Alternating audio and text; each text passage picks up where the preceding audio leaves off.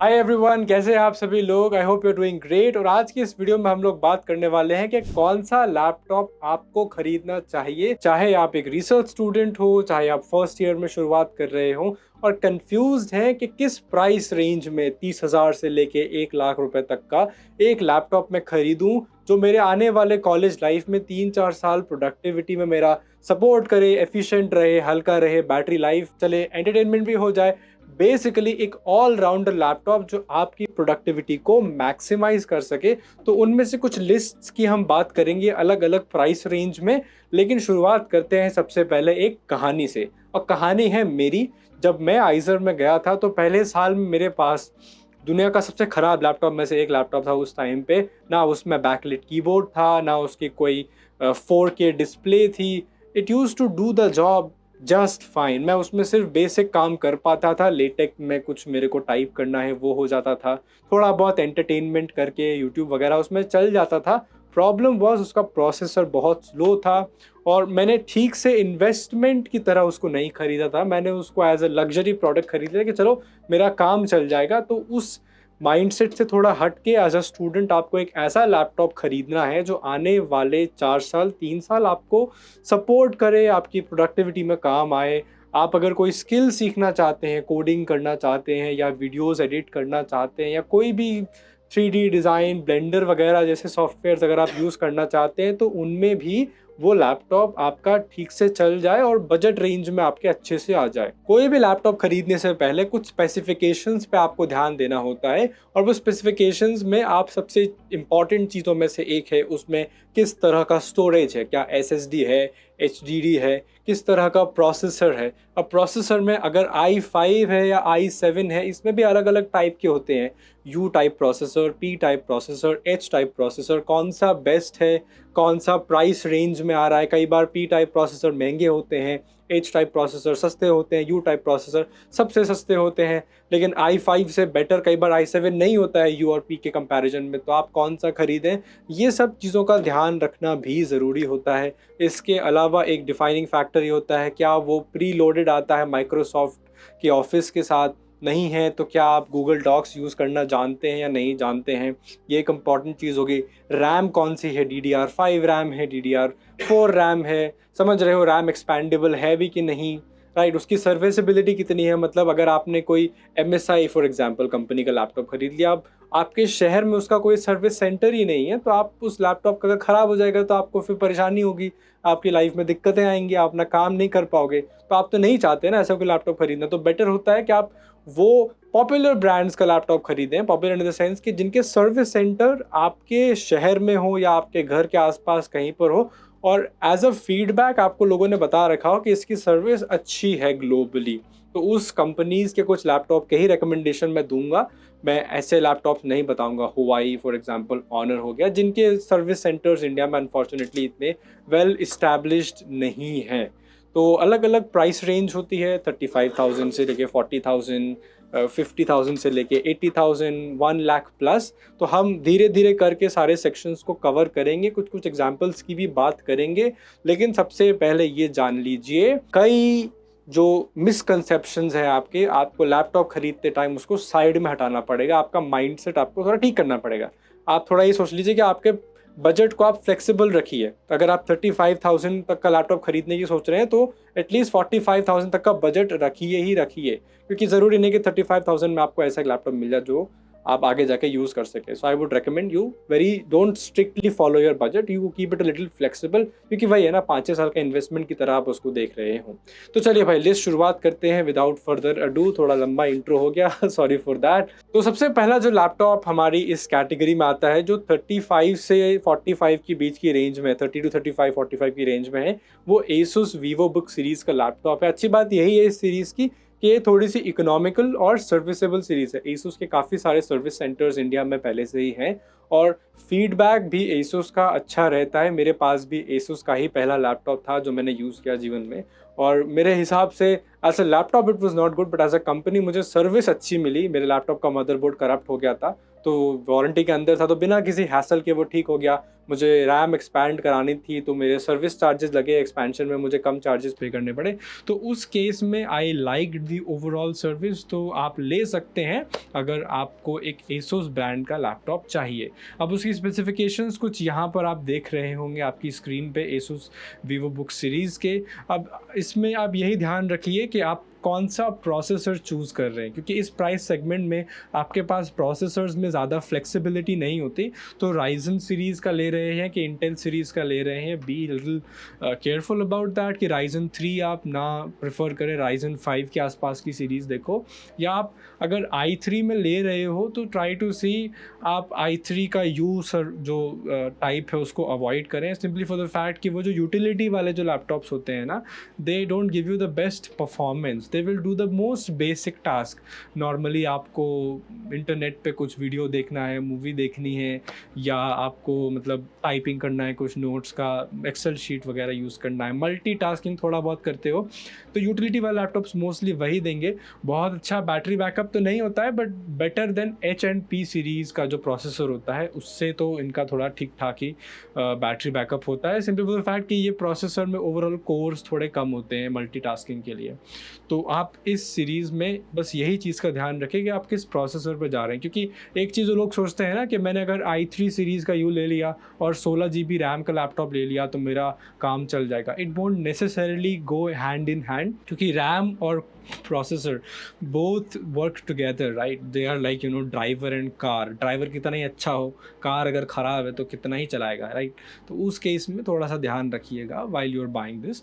आप कोशिश कीजिए अगर आप थोड़ा बजट बढ़ा सकें तो आप अगले प्राइस सेगमेंट में आ जाइए जिसमें हमारी लैपटॉप की लिस्ट यहाँ से शुरू होती है। तो इसी सीरीज़ में एक और ब्रांड है जो अच्छे लैपटॉप्स बनाती है, that would be your HP, which is a very popular Hewlett Packard brand.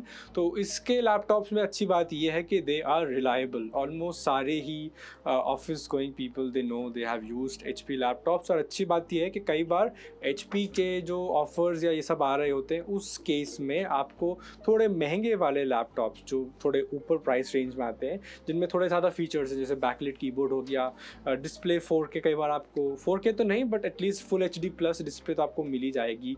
और लैपटॉप का जो ओवरऑल बॉडी का बिल्ड है वो भी अच्छा रहता है। एक ये चीज़ का ध्यान रखिएगा कि अगर आपको मेटल बिल्ड लैपटॉप चाहिए तो with in this affordable and economical price range आपको मेटालिक बिल्ड नहीं मिलने वाला है। You will find laptops which have a plastic polycarbonate body. तो आप देख लीजिए, उसका इतना रिलायबल नहीं होगा, फ्लेक्स करेगा थोड़ा बहुत उसका कीबोर्ड पैनल, तो वहाँ पे थोड़ा सा मात खा जाते हैं, बट दे विल वर्क। वही है, बैटरी बैकअप में थोड़ा ज़्यादा नहीं चलेंगे, मोस्टली 4 से 6 घंटे के बीच में आपको एक अगर एवरेज यूजेज करेंगे आप तो उतना आपका काम चल जाने वाला है। अब अगली सीरीज़ जो आती है, सीरीज़ मतलब अगला जो सेगमेंट आता है प्राइस का, which will be around 45 to 60 to 70,000 का जो रेंज है। अब ये थोड़ा सा एक्सपेंसिव लैपटॉप्स हो जाते हैं और इनमें अच्छी बात यह है कि ऑलमोस्ट सारे काम आप कर सकते हो।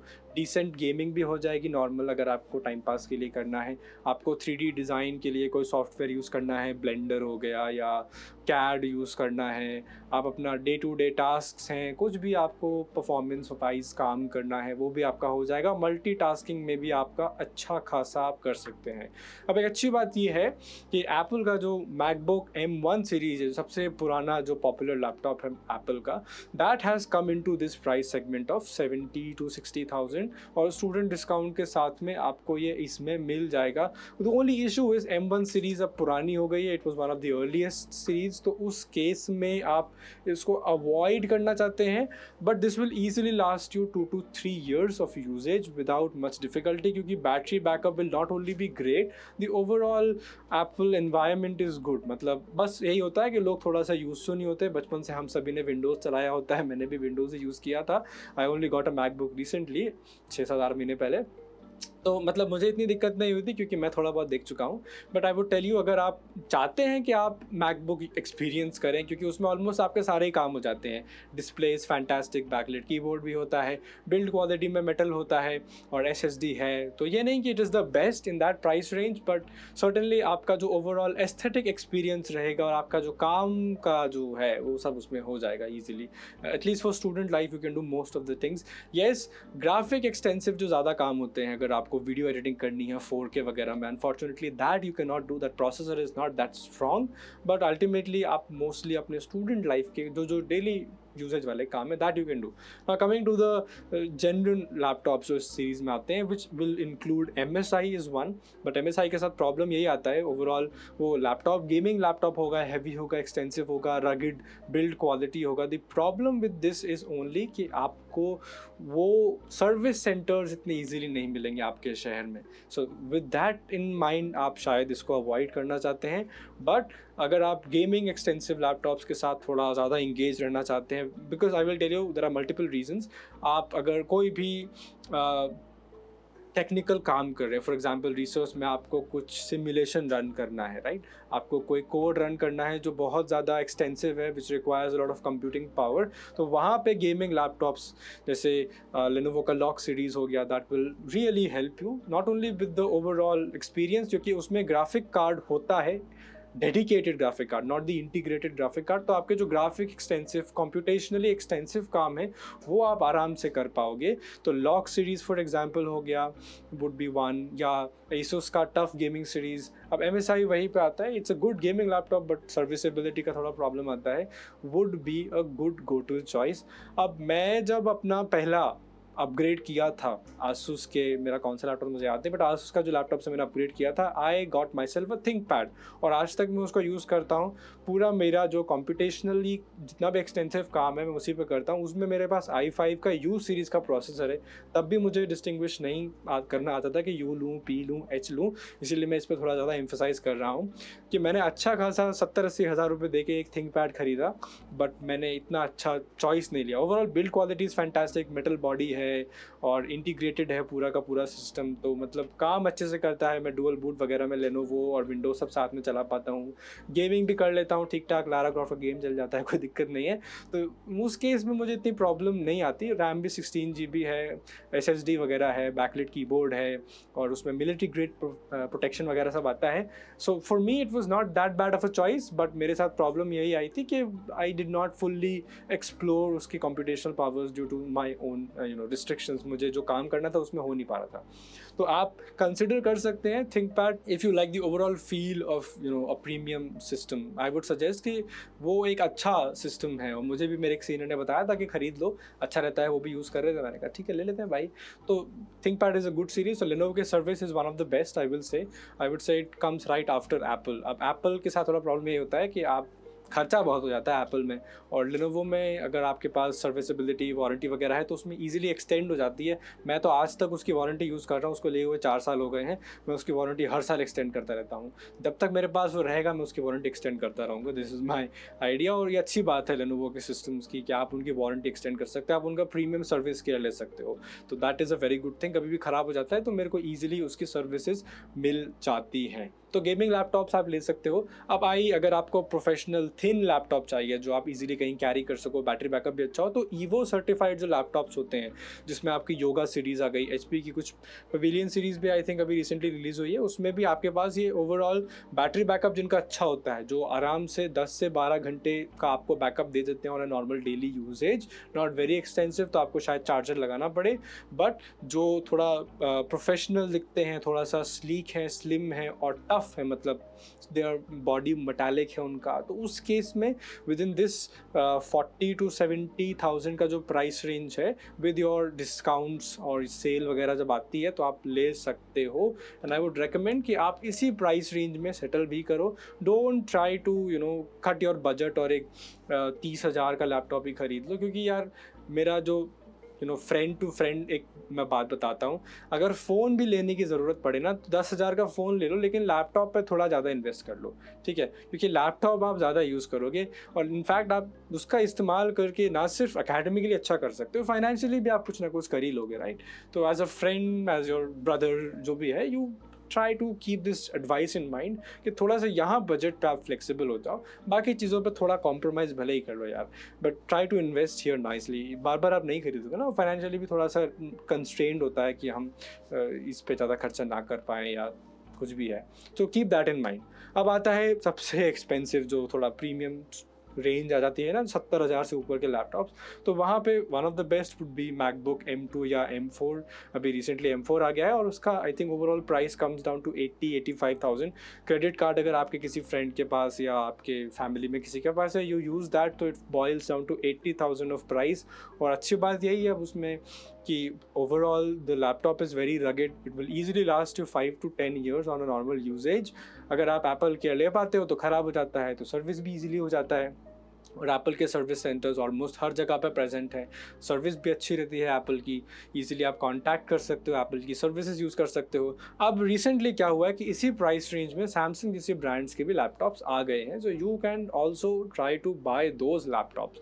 मैं एग्जैक्टली आपको ब्रांड के उस मॉडल का नाम अभी तक इसलिए नहीं बताया हूँ क्योंकि it depends from person to person, and also कई बार वही लैपटॉप का जो प्राइस 70,000 है आज, कल जाके 60 हो जाता है, तो वो ना तो ब्रैकेट में बैठ रहा है मेरे, और अगर आज 70 है तो कल को 90 भी हो सकता है। जनरली बढ़ता नहीं है, बट अगर सेल अभी चल रही है तो बाद में जाके वापस नॉर्मल प्राइस हो सकता है। इसीलिए मैं बोल रहा हूँ दैट यू सी कि किस ब्रांड का उस प्राइस सेगमेंट में which is your budget, you keep the specifications in mind. SSD हो, कौन सा उसमें प्रोसेसर है, कितनी रैम है, क्या उसमें बैकलाइट कीबोर्ड है या नहीं, क्योंकि कई बार हम अंधेरे में काम करते हैं तो ईजी रहता है ऑनेस्टली। डिस्प्ले उसकी अच्छी है या नहीं, वो फ्लेक्स कर रहा है या नहीं, मतलब जब आप उसके लैपटॉप का कीबोर्ड दबाते हैं तो क्या वो लैपटॉप का जो कीबोर्ड है कितना वो मुड़ रहा है, ओवरऑल बिल्ड क्वालिटी कैसी है, राइट। उसका डिस्प्ले पे ठीक से आपको कलर्स दिखाई दे रहे हैं नहीं दे रहे, फ्लिकर तो नहीं कर रही, कैमरा ठीक है कि नहीं, माइक ठीक है, तो ये सब चीज़ें आपके पर्सनल यूज़ के हिसाब से आप देखोगे ना। I can only recommend you those things which will do well in all these price segments, कि कौन सा लैपटॉप किस चीज़ तक आपको कितना हेल्प करेगा, क्या आप उस पर फुल्ली कोडिंग कर सकते हैं। अब एक चीज़ है कि चाहे 30,000 का लो, चाहे 80,000 का लो, चाहे 2 लाख रुपए का लो, कोडिंग जैसी चीज़ें आप ऑलमोस्ट सभी पे कर सकते हैं, अनलेस आप फ्रंट एंड बैक एंड ये सब में घुस जाएँ, तो वहाँ पे आपको डेडिकेटेड एक सिस्टम चाहिए होता है, which mostly nobody does in their first and second years. तो as a first year, second year, entry level student, try to settle in this 40,000 to 70,000 range, wherever your budget allows. और अगर आप उससे ऊपर जा रहे हैं, सो MacBook would be one ideal choice and I would actually recommend, क्योंकि मैंने यूज़ किया है and I'm quite happy with it। उसका कीबोर्ड जो होता है वो अच्छा है, उसका जो ओवरऑल टच पैड है that is very very responsive. मैंने सैमसंग वगैरह के कभी यूज़ नहीं किया, गैलेक्सी बुक जो वगैरह आई है, but I am not sure उसका फीडबैक कैसा रहेगा, सर्विसेज कैसी हैं। अगर आपके पास इकोसिस्टम है सैमसंग का, please use it, it's up to you, but वही है प्राइस रेंज के हिसाब से, whatever suits you the best you buy. तो इतना ही लिस्ट में हम बात करेंगे। मोस्ट इंपॉर्टेंट थिंग इज़ कि आप अपने स्पेसिफिकेशंस पे थोड़ा ज़्यादा ध्यान दीजिए। आप किस तरह का लैपटॉप बाय कर रहे हैं will have to cater to your needs, right. तो उस हिसाब से keep these things in mind, these specifications in mind while you are buying it, because आप उसको अगले 5-10 जितने भी साल है यूज़ तो करने ही वाले हैं। Honestly this is one of the best edition you can do. Tablet वगैरह खरीदने की शायद फिर आपको ज़रूरत ना पड़े। अभी एक अच्छी बात बता दूँ, कुछ लैपटॉप में आप पेन भी यूज़ कर सकते हैं, but those come in the expensive price range 70,000 to 80,000। HP का एक है और Lenovo के थिंकपैड में भी कुछ हैं जो आप यूज़ कर सकते हैं, but they are quite expensive. तो आप देख लीजिए, इफ़ आपको नोट मेकिंग करनी है तो टैबलेट खरीदना है, आईपैड खरीदें ना खरीदें, क्या उसका यूज़ होता है, नोट टेकिंग के लिए कौन से ऐप्स यूज़ करने हैं, अगर ये सब की इन्फॉर्मेशन जाननी है कि टेक्नोलॉजिकली कौन से डिवाइसेस मैं यूज़ करूँ, please let us know in the comments, उस पर भी एक वीडियो बन जाएगा। And with that we come to an end of this video. Hope this was useful. कोई मन में डाउट है, विचार है, समझ नहीं आ रहा कौन सा लूँ, इसके बाद भी late us know in the comments, हम रिप्लाई कर देंगे, आपको स्पेसिफिकली लिंक भी दे देंगे किसी लैपटॉप का, and that will solve your queries. So thank you for watching, hope this was helpful, see you in the next video, bye bye.